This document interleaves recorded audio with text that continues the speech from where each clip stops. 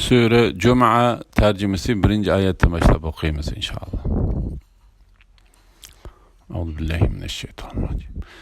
Nihayet şefkatlik ve mehriban Allah'ın ismi bilen başlayayım.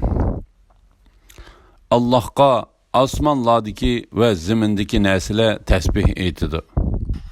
Allah mutlak padişahtır. Hemme noksanlardan paktır. Galiptir. Hikmet bilen iş kılgıcıdır. Allah ummilerge yani yezishni ve o'qishni uqmaydigan arablarga ularning ichidan bir payg'ambarni yani Muhammad alayhissalomni avatdi. U yani payg'ambar ularga Qur'on oyatlarini o'qib berdi. Ularni gunohlardan pok qildi. Ularga kitobni yani Qur'onni ve hikmetni yani payg'ambarning sunnatini o'rgatdi. Gerçi ular ilgari ochiq gumrohlikda bo'lsa-mu.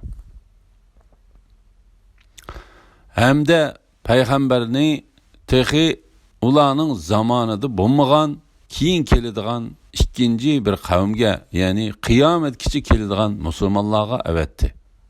Ya'ni payg'ambar alayhissalomning payg'ambarligi zamondoshlariga emas, balki qiyomatgacha keladigan kishilarga umumiydir.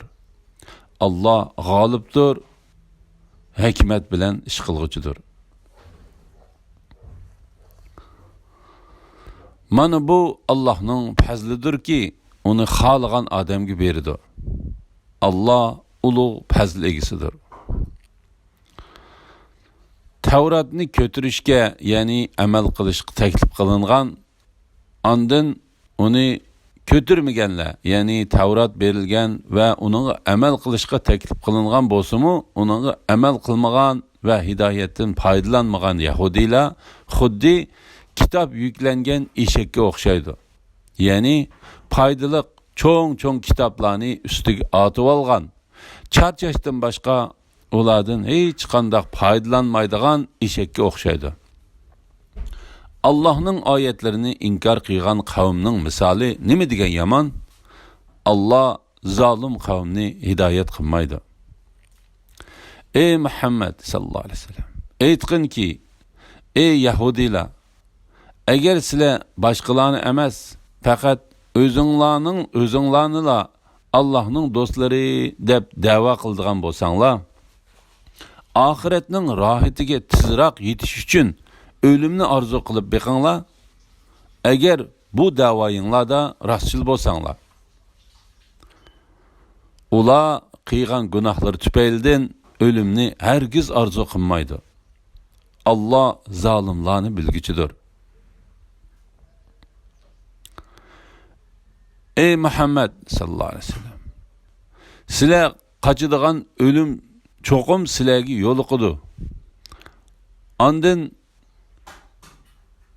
sizler gayibni ve aşkarını bilgiçi Allah'ın dergahıga qaytırılısılar. Allah sizlerge kılmışınlarını eytip berdi degin.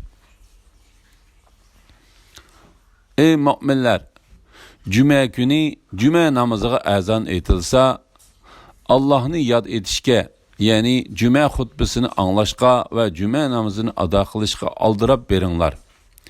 Elim setimni koyup turunlar. Eğer bilsenler bu sizler üçün yaxşıdır. Namaz okulup boğanda, yani namazdan farıq boğunanlardan keyin zımınğı tarılıp, yani öz məşğulatınlar bilen bulup, Allah'ın fəzlidən tələb qılınlar. Məqsədinlağı erişi üçün Allah'ını köp yad etinlar. Ey Muhammed sallallahu aleyhi ve sellem, ula birer ticaretni yoki tamaşanı köse seni öğütürüp hutba okuvatkan petin taşlap onunla yani ticaretki yugurdu. Ey Muhammed sallallahu aleyhi ve sellem, ulağı etkin ki Allah'ın dergahideki nese yani savab ve nimet tamaşadan ve ticaretten yaxşıdır. Allah rızık bəgüçilərinin en yaxşısıdır.